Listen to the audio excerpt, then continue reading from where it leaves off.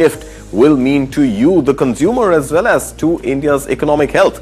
Also on the show, a lot of much-awaited positive cues coming for the Indian stock markets. First up, the GST reforms, and then also the chances of no secondary tariffs by US on India. We'll decode the market action with market expert Amrish Baliga on the show today. And also on the show, all eyes are on the Trump-Zelensky meet, even as European leaders now join the party. This includes Keir Starmer, Friedrich Merz, as well as Emmanuel Macron. All this and more on the show for you today. You're watching Morning Brief at 9.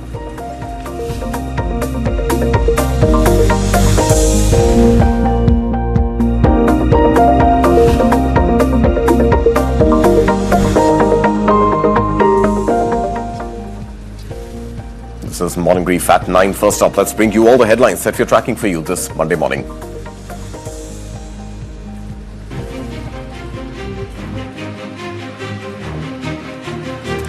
Maharashtra Governor and former Coimbatore MP C.P. Radhakrishnan picked as BJP's candidate for Vice President of India. The Congress-led INDIA bloc to discuss the nomination today.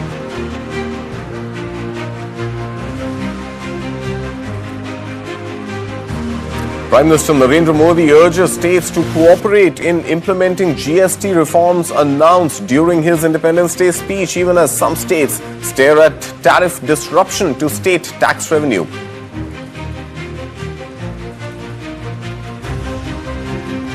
India's electronics exports surged 47% to $12.4 billion in the first quarter of this year. Commerce Minister Piyush Goyal calls it a sweet success of Make in India.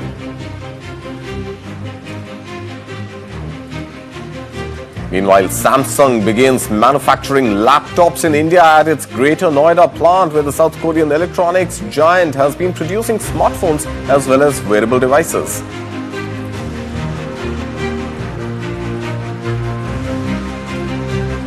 And staying with India's electronics prowess, Taiwanese electronics manufacturer Foxconn begins iPhone 17 production at its new Bengaluru plant, the largest outside its China factory, set up at a massive $2.8 billion investment.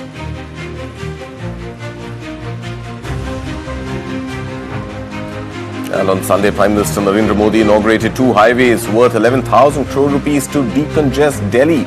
Driving distance from Noida to Delhi airport reportedly cut to just 20 minutes.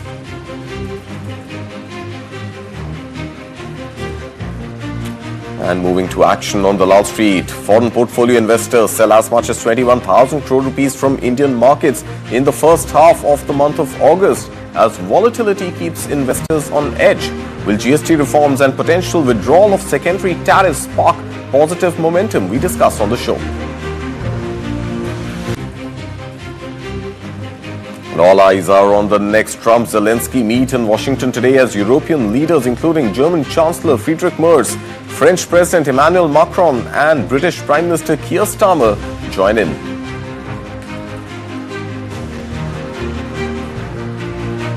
Meanwhile, US Secretary of State Marco Rubio warns of potential sanctions if a Ukraine deal does not work out.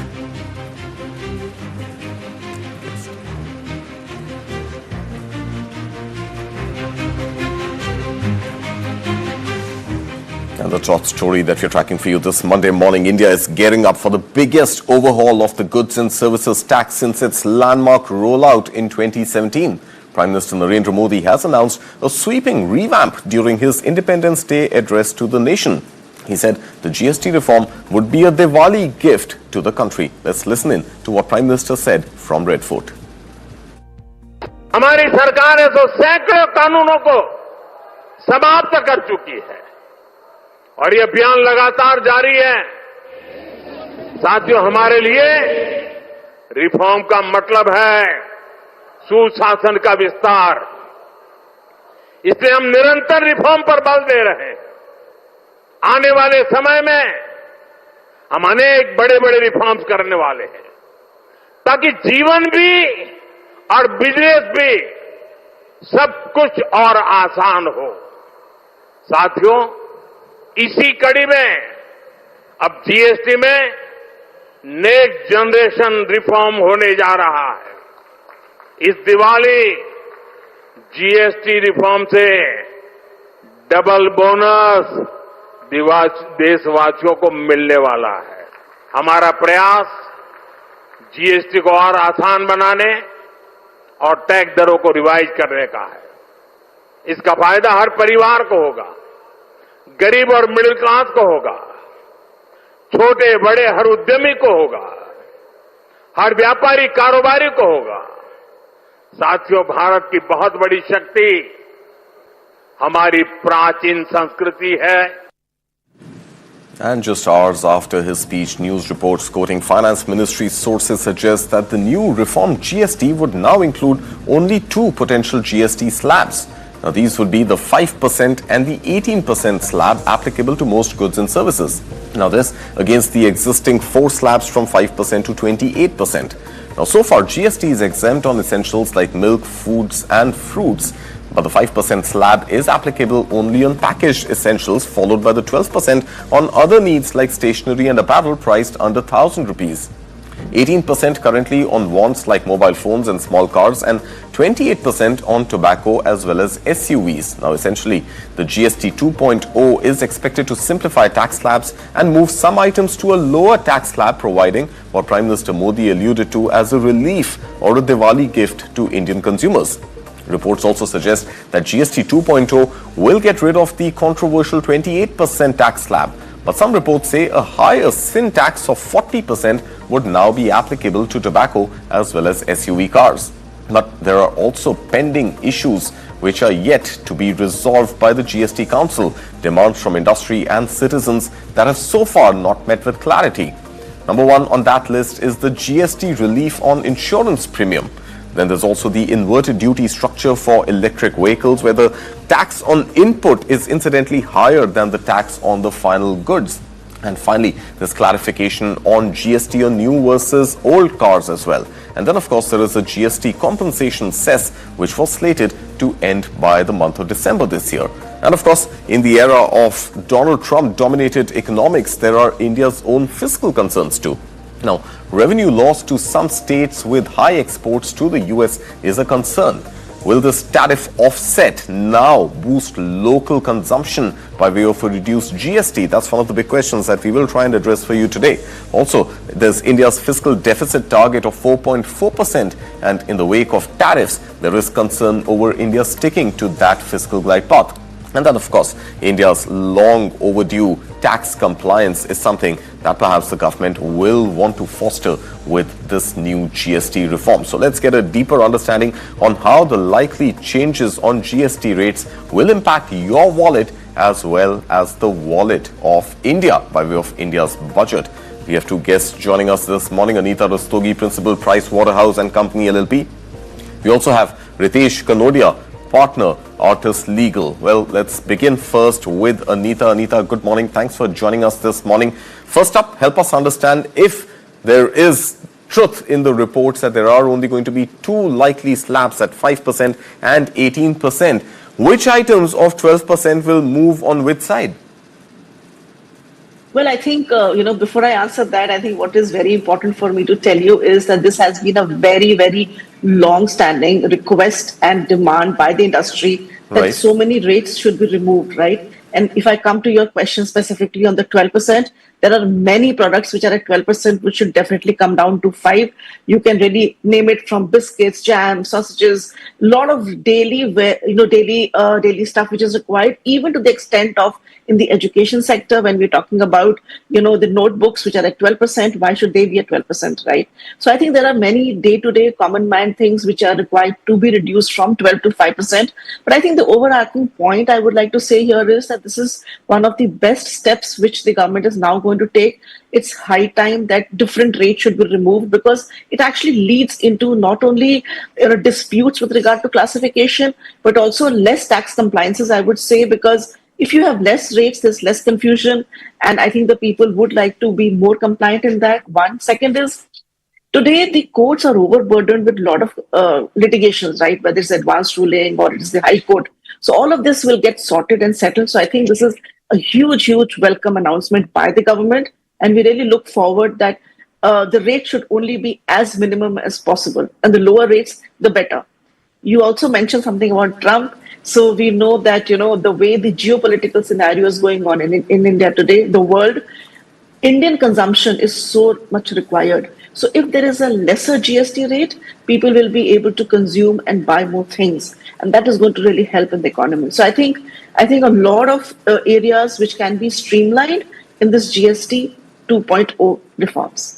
All right, but Anita Rastogi, obviously the plus side is that certain goods are going to become cheaper, and that comes by way of lower GST on them. But then the argument that there is going to be higher consumption, which is going to offset the tax shortfall, is that a valid assumption to take right now, especially given items which are, let's say, in the 12% bracket, which will fall to 5%? You aren't really going to consume any more of the notebooks and the stationery that you used to earlier. So how's the government really going to offset the tax loss by way of this reduced GST on certain items? See, as far as indirect tax is concerned, there is a global phenomena that if there is a lower tax rate, then there is more consumption and there is more tax compliance. It is a given. The maths doesn't work just 1 or 2 plus, right? The way it works is that it's not just the notebooks, it's that people who are not maybe complying on the tax compliances will be complying that is one. Second is there are aspirational things which now people want to buy. There is a middle class or lower middle class, they want to buy things which are as of now maybe a little out of reach for them. For example, things like a better TV or a fridge or an AC. I think all of that is going to help in larger consumption. So the huge population we have, I'm 100% sure that this is going to increase the tax revenue of the government, meaning thereby that there will be no loss of tax revenue because there will be an offset. So it is an economics which works. Globally it works. Lower the rate, more compliances, more tax collection to the government. All right, lower the tax rate, more compliance, more would likely be the tax revenue. But then there's also this contentious 28% tax, and that 28% tax plus cess is also applicable to SUVs. And SUVs, Anita Rastogi, have been the fastest selling automobiles on Indian roads. Now, if reports are to be believed, and that 28% goes up to 40%, while the per unit GST collection for the government would be higher, is that going to dent India's passion for SUVs as you see it right now? So the way we have heard, I mean, this is all just hearing which we have heard from the government officials, which is still not really reported, is that there is a possibility that there will be 2 different types of rates for automobiles. One is going to be 18% and the other is going to be maybe 40%. So that's where the discussion is happening, which means that there will be smaller cars, which may be more affordable to the common man now. That is the talk which is happening, because that is the aspirational goods which people need to buy. So I don't necessarily see that each and every vehicle is going to be 28% or 40%. There seems to be a bifurcation which is going to be decided by the government as to which are the smaller vehicles which can be brought into a lower rate. And of course, when we're talking about vehicles, there is also this constant demand from industry on the inverted tax duty, especially on electric vehicles, that needs to be corrected. And is that something again that you're confident that this new GST reform is going to ensure? Because right now, components are attracting GST of upwards of 5%, maybe 12%, 18% in some cases, but the final tax on an electric vehicle is 5%. So do you think that inverted duty structure is something that must be fixed this time as well? I think already there is an announcement which has been made in the press release that they are looking at the inverted duty structure to be rectified. In no economy, really, inverted duty should exist, right? So in India today, there are situations where in inverted duty concept where, there's a higher rate of GST on the procurement and a lesser on the output, there are situations where the government is giving refunds. I think, and in some of them, they're blocking the refunds. I would personally believe that they have added the refund also to be more smoother. So if you add up all of these things, change in the rate, inverted duty structure to be rationalized, and giving up smoother refunds, I would imagine that they would kind of sort out these problems either by way of giving a refund or by way of removing this entire concept of inverted duty structure and giving some tax benefit by way of input tax credit. So there has to be something which the government should definitely announce.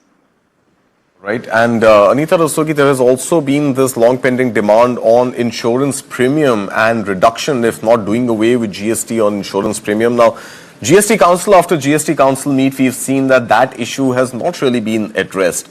So is that something that needs to be absolutely top-notch priority for the government, for the GST Council, to ensure that at least now before October, there would be a relief on insurance premium? Absolutely, I do believe that finally now there is some discussion happening where there should be a relief in the insurance sector as well.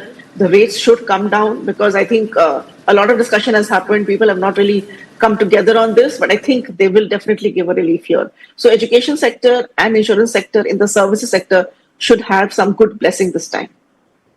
Let's hope that does come through this time, and the expectations have been rife on that relief for insurance premium. But then you did mention, the Donald Trump dominated economics, and there is this looming threat of tariffs. Well, now there seems to be some clarity that at least the secondary tariffs may not come and hit India on August 27th. But overall, this era of uncertainty, and there are certain states specifically which are going to be more impacted than the rest when it comes to their exposure to the US market. Now, Prime Minister Narendra Modi yesterday urged states to comply with this reform and ensure that its implementation goes on smoothly. But are there certain specific sectors, specific states where you think this GST reform could face opposition?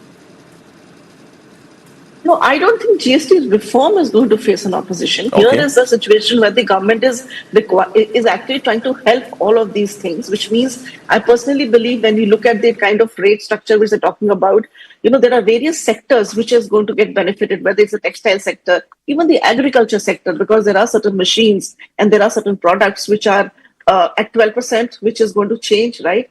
When we're talking about tariff, I think from a tariff perspective, government is already examining the export only to US is not the only thing, right? We can export to various other economies of the world as well.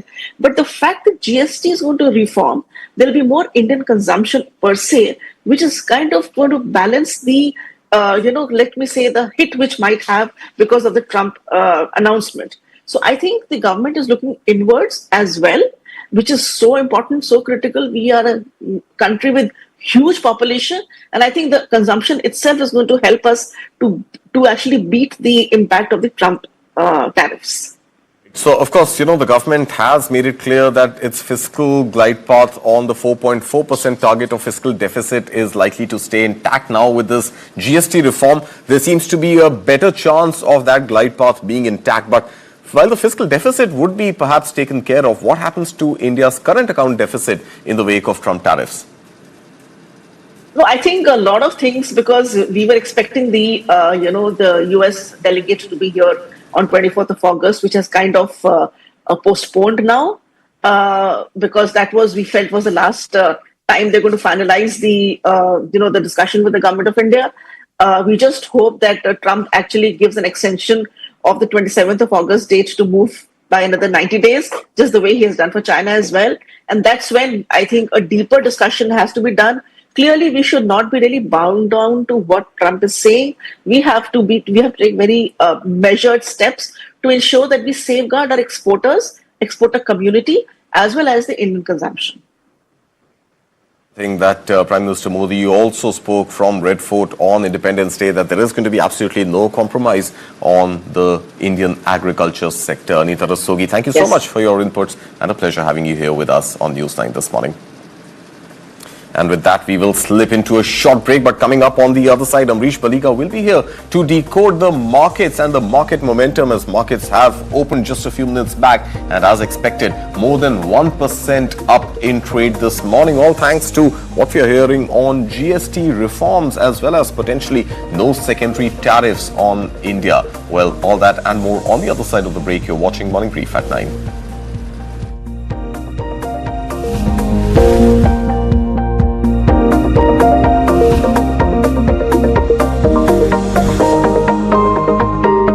Associate sponsor Diana premium beauty soap, पहली झलक करे खूबसूरत। Best है sir, पर नया क्यों sir? इसमें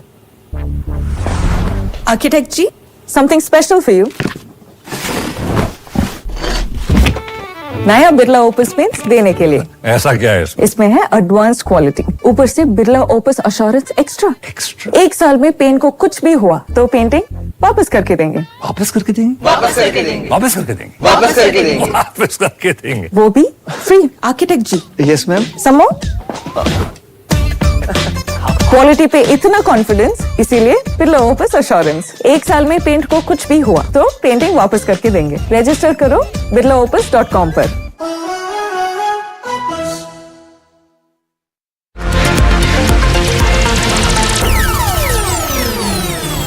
Hi, this is Baman Irani. Hi, this is Karishma Tanna. Hi, I'm Nushat Bharucha. Catch this conversation on News9. Catch this conversation on News9. Catch me and this conversation on News9. Hi, this is Shahid Kapoor and catch this conversation on News9.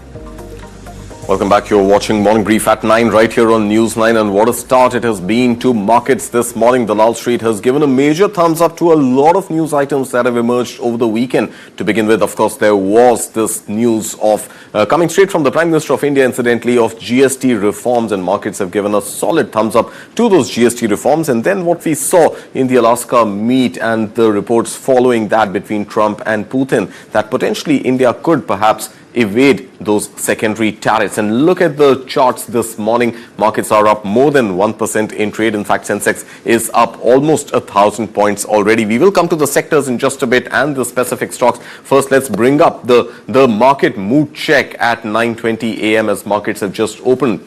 You have Sensex up almost 1.15%, Nifty 50 up 1.17%, and great action also on lines with the large stocks coming in from the mid-cap and the small-cap space. In fact, all sectors seem to be, and all sizes of companies seem to be in the positive territory this morning. Meanwhile, volatility in the Indian markets is also up by about 3.5% to about 12.97 levels or so, which is nothing really to complain about. Let's now look at the Nifty 50 heat map and try and see which are the sectors and which are the stocks which are actually bringing this joy and bringing this positive momentum, the much awaited positive momentum to the markets. Pull up the Nifty 50 heat map and take a look at stocks, especially in the auto sector. You've got stocks of Maruti Suzuki up almost 7% in trade. That's 6.75% or so.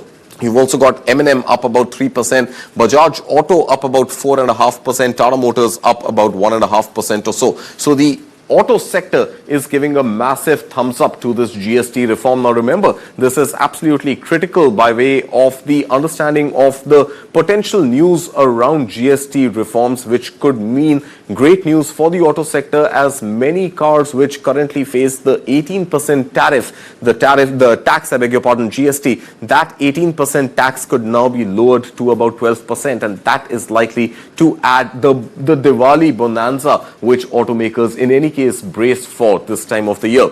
Meanwhile, IT sector not taking cues from the strong close in US markets. The IT sector is absolutely flat because GST on services, especially on services exported out of the country, do not seem to impact the IT sector. But then there's also another piece of positive news coming by way of S&P upgrading India's credit rating. But IT sector absolutely flat, not responding to that. Meanwhile, banking sector doing well. HDFC Bank, ICICI Bank, Kotak Bank, SBI, Axis Bank, all in the positive territory. Meanwhile, look at the pharma sector, the healthcare sector. Sun Pharma and Dr. Reddy's reeling still under a little bit of pressure, perhaps coming again, no relief for this sector by way of the Donald Trump imposed tariffs. In fact, 25% already on, likely 250% on farmers. But overall, the mood on the markets this morning is absolutely jubilant, with auto sector driving massive gains. We have Amrish Baliga joining us this morning. Mr. Baliga, good morning. What a day. It's a Monday morning, and look at the charts this morning. The auto sector giving a massive thumbs up to the GST reforms, isn't it? Absolutely, because I think this is positive across sectors, the reforms we're talking about. Because the consumption sector, basically, it'll come down from 12% to 5%, which is decently large. Right. And as far as auto is concerned, auto cement, I mean, these are at 28%. They are expected to come down to 18% because 28% slab will be removed. Right. And clearly, there has been an expectation from the government to boost consumption, to boost private capex, basically to cushion the tariff effect. I mean, despite the Alaska meet, where there's an expectation now that the 25% penal tariffs will be removed, but still, we will have the 25% tariff. So that has to be cushioned to a certain extent by the government. And I think this is one of, the modes through which it will be cushioned. So I think overall it's very positive for the markets, and because of which we have seen markets opening gap up. Now the question is whether it gets sold into or whether we see fresh buying coming in. That's what we need to wait and watch for the day. Right, of course. In fact, FPIs have already exited positions worth almost 21,000 crore rupees in the first half of the month of August itself. This buying momentum, well, we don't know whether it's going to continue and whether it's going to translate eventually around Diwali time into numbers or not. But you did mention that a lot of auto sector GST, which is at 28%, that slab going, it could come down to 18%, potentially 12%, depending on which are the two rates that the government decides to go ahead with. But there are also conflicting news reports that some items, especially SUVs, which are in the 28% tax slab, could move to the higher sin tax of 40%. And that may in turn be negative for SUVs, which are the fastest selling Indian automobiles, isn't it? Yeah, but I don't think the government will take that, sort of a slab for automobiles, because that's what drives the economy. And what we need right now, looking at the global situation, we need to boost domestic consumption. And the only way to do that is to reduce the GST. So I don't think it will go to 40%. It will be at 18%. So 18%, not 40% seems to be the view, and I agree with that, because why would the government want to penalize a sector which is doing well, which is adding to revenue of the companies, adding to corporate tax and adding to GST collection? So absolutely no concern, hopefully, on that front at all. And if anything, positive news that certain 18% tax slabs would come down to 12%. Overall, a good boost for consumption. But there are other factors as well, Mr. Baliga, and one of those factors that we are discussing this morning, of course, the first one has been this GST reform and markets giving a massive thumbs up. The second also happens to be the potential exemption from the secondary tariffs, which were to kick in from August 27th. Potentially those secondary tariffs could be on hold. But then there's also something else that came over the weekend, and that is by way of S&P giving a better sovereign credit rating to India. Now, how is that going to impact the mood of foreign investors coming to looking at making investments into Indian markets? So that should improve, the FII flows into India, because clearly S&P upgrade is a major positive, because we've seen that coming after decades. We have seen, this level. I think this is after 3 decades. I think we are seeing this level as far as the credit rating is concerned. So I think it's extremely positive, and we will see FII flows coming in. And I think they would just be waiting for the penal tariffs to be removed. And hopefully that should happen over the next week or so. Right, Mr. Baliga, but we are also seeing some mixed cues when it comes to FMCG. FMCG, one thought with the news of GST reforms, would universally perform well this morning. We've got Unilever up about 3%, Nestle India up about 4.1%, Tata Consumers up about 2.5%, but ITC is lagging behind. ITC is down about 0.5% or so in trade. This despite ITC also being well diversified both into FMCG as well as stationery. And that is again a big expectation that GST on stationery will reduce from 12 to 5%. No, that's true. But then a large part of the business for ITC is from cigarettes. Right. And expected that the sin goods, the GST can move up to 40%. So, what we used to see earlier, around the budget time, that used to have ITC correcting because of the expectation of increase in rates. I think that's exactly what we'll see now. And as always, whenever we see the rates being increased on sin goods, stocks like ITC correct, but then that's a short to medium term sort of a move, because post that we again see these stocks bouncing back. Because irrespective of the tax, the consumption hardly comes down. Right, of course, that is a trend that we have witnessed over the years. Mr. Baliga, I also want to come to steel and aluminium and cement. These are sectors, again, which do have some exposure to the US market.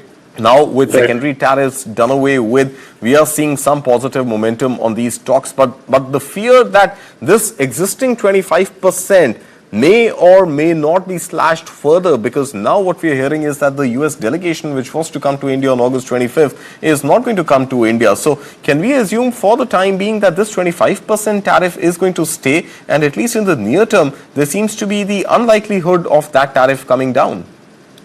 Yeah, I don't think the market is discounting the fact that this whole 50% will go off. market is only discounting the fact that the penal 25% would be removed over the next couple of days before it really becomes due for, and at the same time, I think this 25% will continue. I mean, that's what the market is discounting for.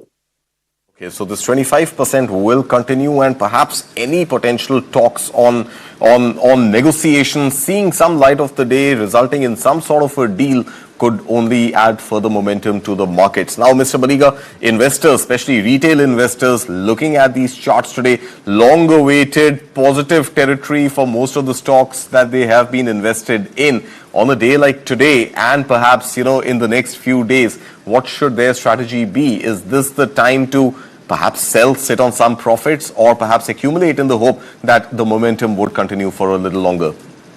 No, in fact, when the markets were correcting in the last 2 weeks, in fact, I was suggesting my investors to, buy and get fully invested because clearly, technically also, the markets had shown that 24,350 was possibly the intermediate bottom.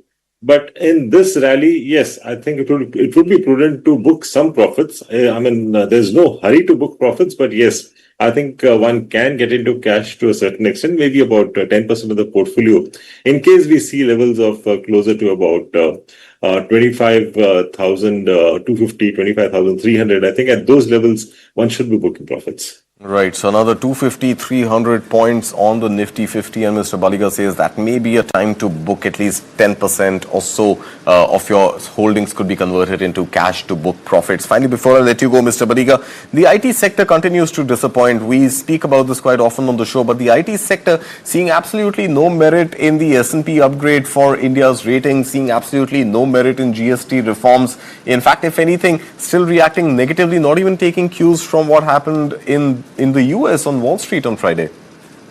No, that's true. Again, that's because of sort of a rhetoric which keeps coming from President Trump about IT and Indian IT specifically. I think that's what is playing on the IT sector, and possibly that can affect the sort of order flows which are expected to come from US. So I think that's what is playing out.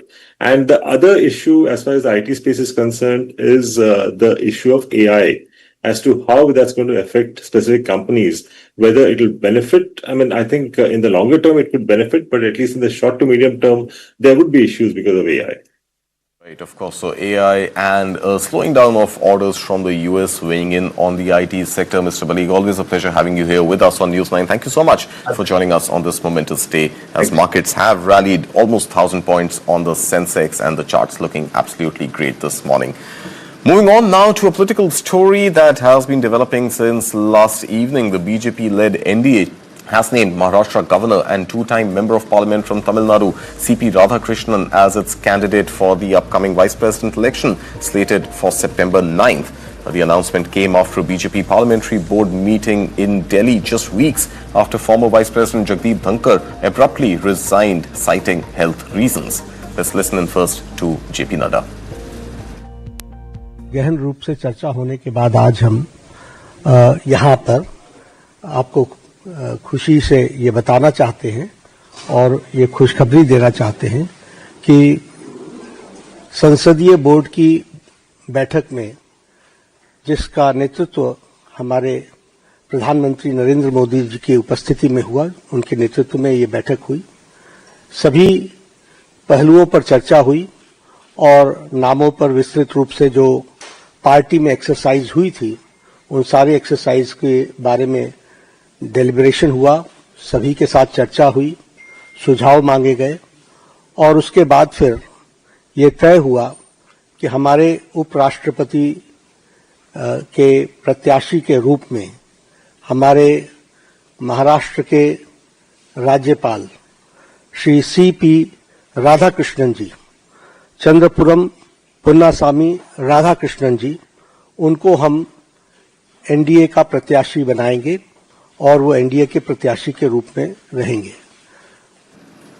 So now let's just quickly talk about who is C.P. Radhakrishnan, the NDA's vice presidential candidate. Well, born in 1957 in Tripur, Tamil Nadu, Radhakrishnan is currently the governor of Maharashtra, post he assumed in July last year. But before that, he briefly served also as the governor of Jharkhand in the year 2023.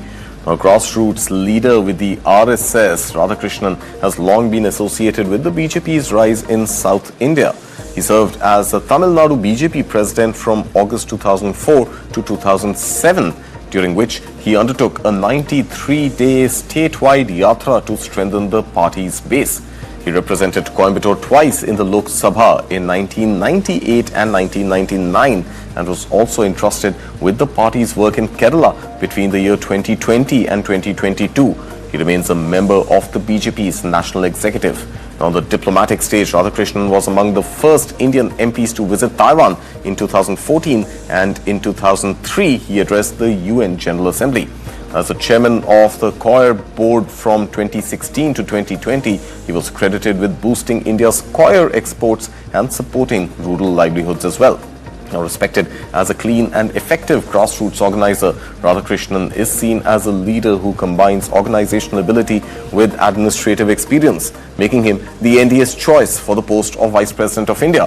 But beyond the profile, it's the numbers that matter. In the Rajya Sabha, the BJP alone commands 102 seats.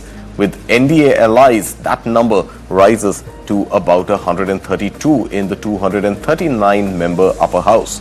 In the Lok Sabha, the BJP has 240 MPs, while NDA partners add another 53.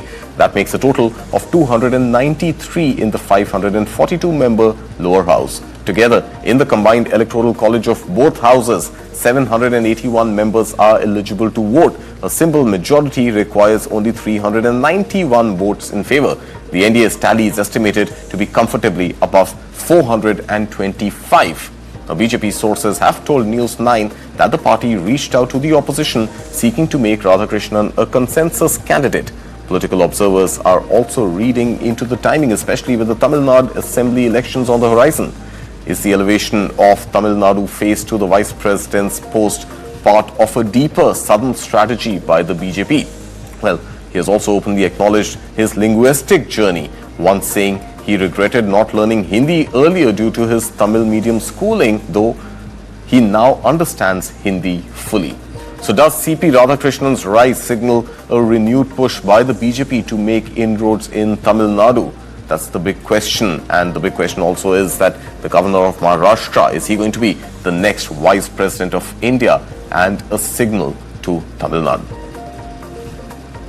उपराष्ट्रपति पद के उम्मीदवार के रूप में महाराष्ट्र के राज्यपाल CP Radhakrishnan जी, जिनकी उम्मीदवारी घोषित करने के लिए मैं आदरणीय प्रधानमंत्री नरेंद्र मोदी जी का अभिनंदन करता हूं और सीपी राधाकृष्णन जी को बहुत बहुत शुभकामनाएं देता हूं। ये एनडीए का घटक पक्ष होने के नाते शिवसेना उपराष्ट्रपति पद के उम्मीदवार सीपी राधाकृष्णन जी को शिवसेना का पूरा समर्थन है और पूरा उनको सहयोग है। मुझे पूरी तरह उम्मीद है कि उनकी जीत बड़ी जीत होगी और निश्चित रूप से उनको लंबे समय का जो संसदीय कार्य का अनुभव है, महाराष्ट्र के राज्यपाल पद का जो अनुभव है, उनके उपराष्ट्रपति पद के कार्यकाल में ये बहुत ही कारगर साबित होगा।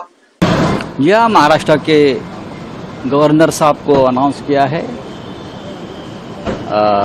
सीपी राधाकृष्णन साहब को। मैं ये मानता हूँ कि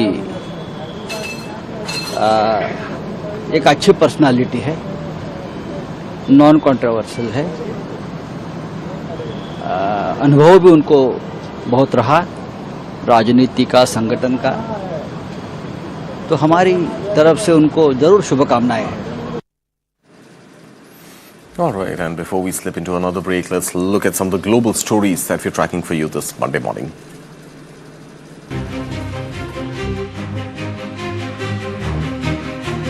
Trump hails what he called big progress on Russia days after his high-stakes Alaska summit with President Vladimir Putin aimed at ending the war in Ukraine.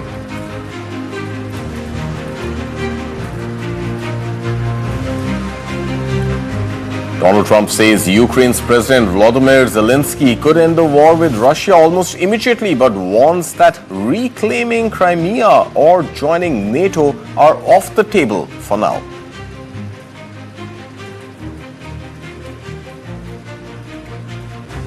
U.S. Secretary of State Marco Rubio threatens consequences, including fresh sanctions on Russia if peace talks over Ukraine fail ahead of key White House meeting between Trump and Zelensky.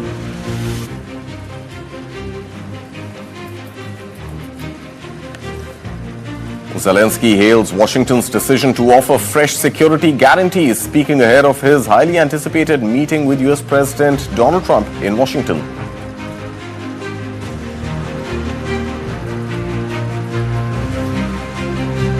Top European leaders will join Ukrainian President Volodymyr Zelensky in Washington talks with Donald Trump on Monday, seeking a fair path to end Russia's offensive.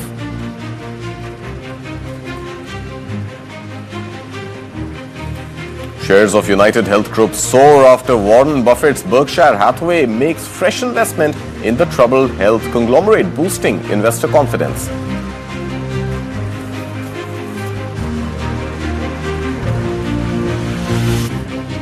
Air Canada suspends plan to resume flights on Sunday as a flight attendant strike effectively shut down operations, snarling summer travel worldwide.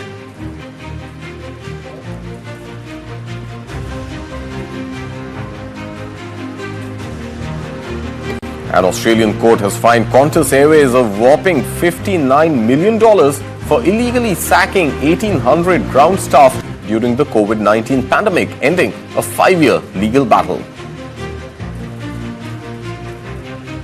And relentless monsoon rains in northern Pakistan killed more than 300 people in just 48 hours. Survivors call it doomsday as rescuers struggle to reach cut-off areas.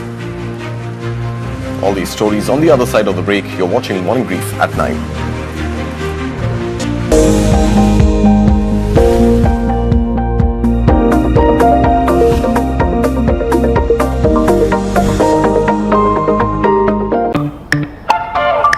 Drama मतलब बेबो, sweetest मतलब लोलो, party मतलब जेलो और 10 minutes मतलब big basket yellow. 10 minutes मतलब big basket, 10 minutes मतलब big basket. Retirement के बाद लाल स्पोर्ट्स कार लूं या वर्ल्ड टूर? तू खाली पुलाव बना, मैं ऑर्डर करूं। पुलाव नहीं, प्लान। लाइफ इंश्योरेंस का रिटायरमेंट प्लान, गारंटीड पेंशन के साथ। सपनों को रखो सुरक्षित रिटायरमेंट प्लान के साथ। सबसे पहले life insurance. Go condoms? It's over there. क्या ये डिफरेंट साइजेस में आता है? Actually sir, size matter नहीं करता। तो फिर क्या मैटर करता है? The hardness Of the condom. of what's inside. For the first time ever, presenting Hard Rock Gel, the hardness gel for men. अब free हर score condoms के 10 pack के साथ। Maya, what do you like the most? I love my Doda. Papa, let's go to Doda. Happy birthday, Doda. Doda. Go, Doda, go. Even I love my Doda. I love my Doda. Doda. I love my Doda. Skoda. What is to the nines? In literal terms, it's perfection. But to us, it's not just a phrase, it's an attitude. One that starts at your desk and sends a statement to the world. To the nines is about taking charge.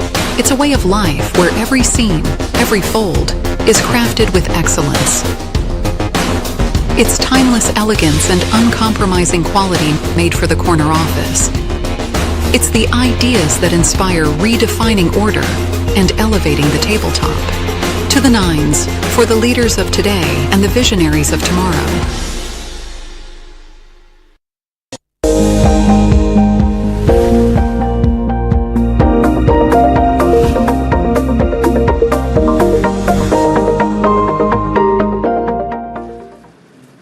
Welcome back. You're watching News9. This is Morning Brief at 9. Let's look at the global stories that we're tracking for you today.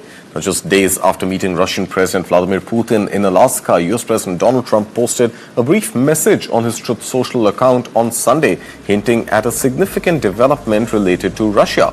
President Trump wrote, and I quote, "Big progress on Russia. Stay tuned," without offering any further details. Now, the post has fueled speculation that the US president may be referring to a possible security guarantees for Ukraine, as it coincided with reports from Trump envoy Steve Witkoff stating that during the talks, Putin signaled that he would be open to allowing the US and its European allies to offer Ukraine a NATO-style security guarantee.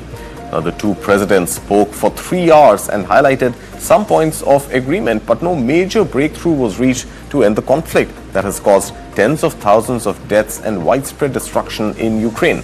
Remember, this was the first instance where Putin was allowed on Western soil since he ordered the invasion of Ukraine in February of 2022.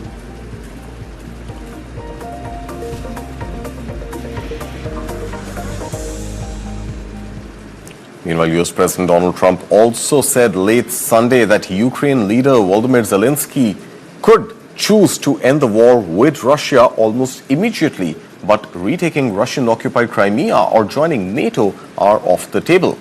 Now, President Zelensky of Ukraine can end the war with Russia almost immediately if he wants to. That is what Donald Trump said. He also said, or he can continue to fight. Now, Trump posted on the Truth social platform on the eve of the White House meeting with the Ukrainian president as well as other European leaders who are joining into that meeting in Washington, slated on Monday, US time. And European Commission President Ursula von der Leyen welcomed Ukrainian President Volodymyr Zelensky at the EU Commission's head office in Brussels on Sunday, as she and several other European leaders announced that they will accompany him to meet US President Donald Trump in Washington on Monday. Now, the delegation aims to find a way to end the long-standing conflict between Russia and Ukraine.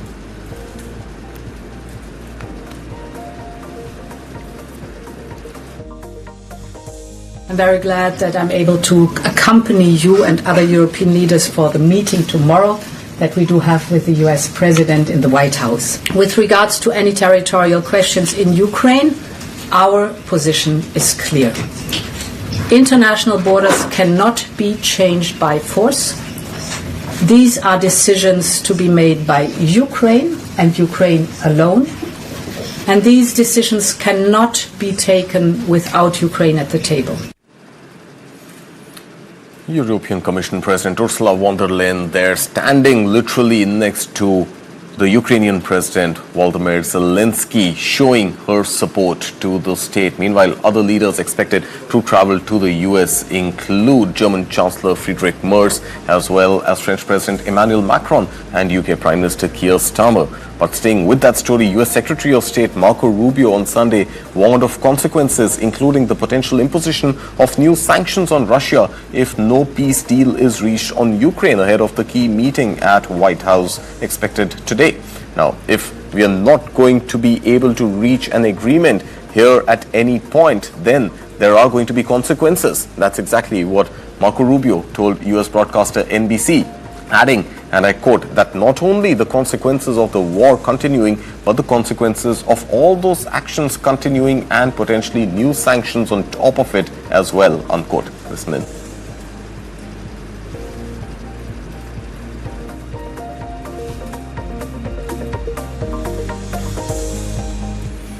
And Ukraine's President Volodymyr Zelensky on Sunday hailed the decision by Washington to offer security guarantees to Ukraine, speaking at a day ahead of his meeting in Washington with US President Donald Trump. Zelensky said, and I quote, security guarantees as a result of our joint work must really be very practical, delivering protection on land, in the air and at sea, and must be developed with Europe's participation, unquote. Now, Zelensky's message came after a video conference earlier on Sunday of a group of Ukraine's allies in Europe, including leaders of Britain, France, as well as Germany.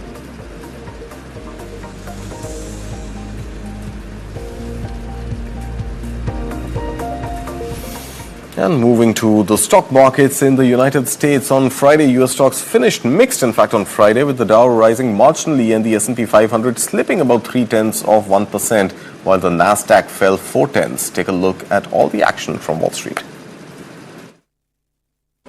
Stocks finished mixed Friday, with the Dow rising marginally and the S&P 500 slipping 0.3% and the Nasdaq falling 0.4. The Dow hit an intraday high with the help of United Health, shares of which jumped 12% after Warren Buffett's Berkshire Hathaway revealed a new investment in the healthcare company, and others boosted their stakes. The stock had fallen about 40% this year as a result of financial missteps, among other issues. Joe Hegener, founder and chief investment officer with Asterazoa Capital, said his firm picked up shares in the company recently too. It's the largest healthcare provider in the country. It's just not going away. It makes perfect sense why Berkshire Hathaway would want to, take a hard look at that. Historically speaking, that business traded for 20 to 25 times earnings. It got down into the low teens. And that's just a very interesting entry point. It was an interesting entry point for us and for Berkshire, and I'm sure for many other value investors. The healthcare sector had its best weekly performance since October 2022. More broadly, Wall Street's main stock indexes recorded their second week of gains, buoyed by expectations that the Federal Reserve could restart its monetary policy easing cycle with a 25 basis point interest rate cut in September. A meeting between U.S. President Donald Trump and Russian counterpart Vladimir Putin was also on the radar, with markets hoping it could pave the way for a resolution to the war in Ukraine and determine the outlook for oil prices. The two leaders began their face-to-face discussion in Alaska on Friday. Other stocks on the move included Applied Materials, which tumbled 14% after the chip equipment maker issued weak fourth quarter forecasts. And shares of Intel rose roughly 3% after a report said the Trump administration was in talks for the U.S. government to potentially take a stake in the chip maker. And moving on now, Air Canada flight attendants said on Sunday that they will remain on strike and spurn a government return to work order they called unconstitutional that would send them back to their duties. More than 10,000 Air Canada flight attendants walked off the job on Saturday for the first time since 1985 after months of negotiations over a new contract. Take a look. Air Canada flight attendants returned to the picket line on Sunday, defying a government-backed Labour Board's order to return to work. The Canadian Union of Public Employees said in a statement that members would remain on strike and invited Air Canada back to the bargaining table. Other unions joined the flight attendants' picket line in solidarity at Toronto Pearson International Airport on Sunday. The airline said it would delay plans to restart operations from Sunday until Monday evening. On Saturday, the Canadian government moved to end a strike at the country's largest carrier by asking the Canada Industrial Relations Board to order binding arbitration. The CIRB issued the order which Air Canada had sought and unionized flight attendants opposed. The Canada Labour Code gives the government the power to ask the CIRB to impose binding arbitration in the interest of protecting the economy. The government's options to end the strike now include asking courts to enforce the order to return to work and seeking an expedited hearing, or trying to pass new legislation. More than 10,000 Air Canada flight attendants walked off the job on Saturday for the first time since 1985, after months of negotiations over a new contract. Air Canada had started cancelling flights on Thursday in anticipation of the stoppage. Travellers in Toronto said they were confused about whether their flights would resume or if Air Canada would make alternative arrangements. I don't have money. This is my last day here in Canada. I am a tourist and I don't know what I'm going to do. I don't know what to do. I'm just confused. The most contentious issue has been the union's demand for compensation for time spent on the ground between flights and when helping passengers board. Attendants are largely paid only when their plane is moving. And finally, from a key central bank gathering in Wyoming to fresh inflation numbers out of Japan, we leave you with the story set to shape business and finance in the week ahead. Thank you so much for watching. From a central bank shindig in Wyoming to inflation data out of Japan, these are the stories to watch in business and finance in the coming week. Central bankers descend on Jackson Hole, Wyoming on Thursday. The annual conference takes place as stocks hover near record levels, and U.S. President Donald Trump continues to take shots at Federal Reserve Chair Jerome Powell.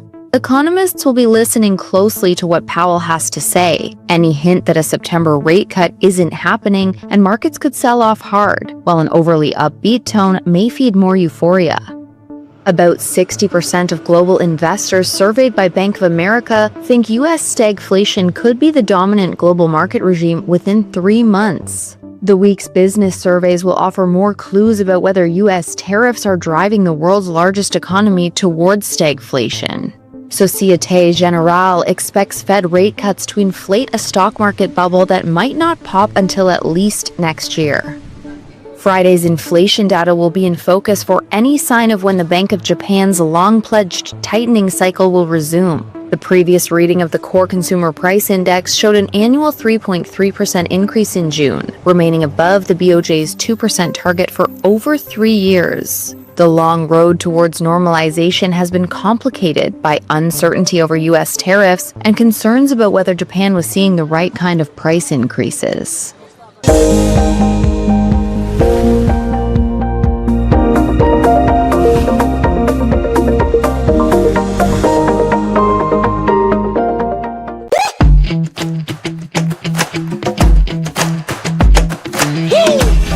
Every brand tells a story. And they are the storytellers. The Sutradhar.